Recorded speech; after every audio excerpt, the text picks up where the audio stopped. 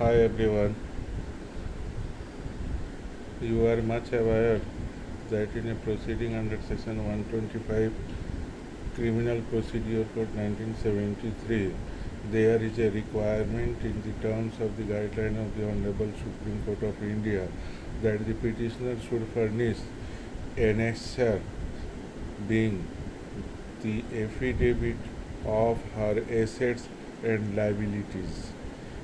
So there is a requirement in terms of the guideline of the Honorable Apex Court whenever the petitioner place his or her application under section 125(3) of CRPC, he or she would oblige to place her annexure to bring the affidavit of his or her assets and liabilities with detailed description to show that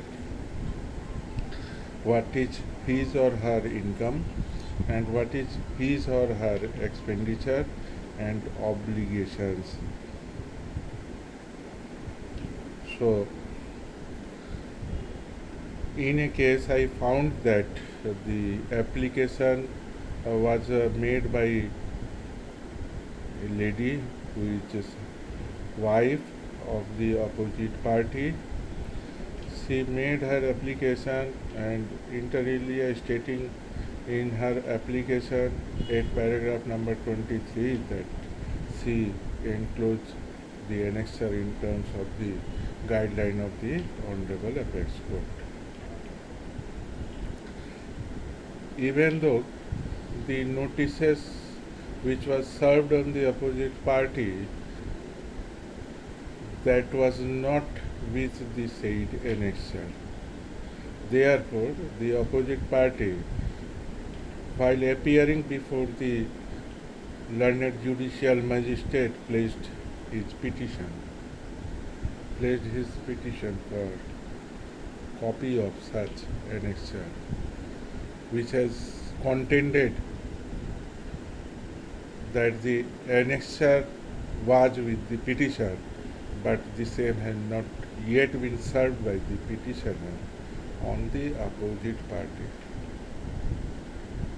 So this appropriate application has been made out on behalf of the opposite party before the learned judicial magistrate for having a copy of such annexure. So, in view of the said application, the learned judicial magistrate was pleased to direct the petitioner for supply the copy of such annexure to the opposite party. Now, whenever you place any application before the learned judicial magistrate, such application should be verified one. The verification should be there in the said application, and the affidavit, the person who placed the application before the learned judicial magistrate should be on affidavit. So therefore, I have placed this application on affidavit of the opposite party. The said affidavit must be notarized.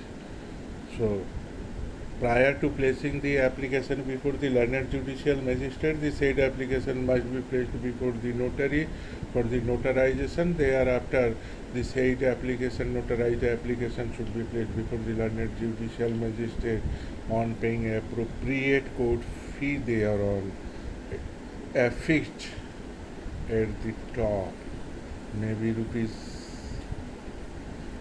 5 or 10.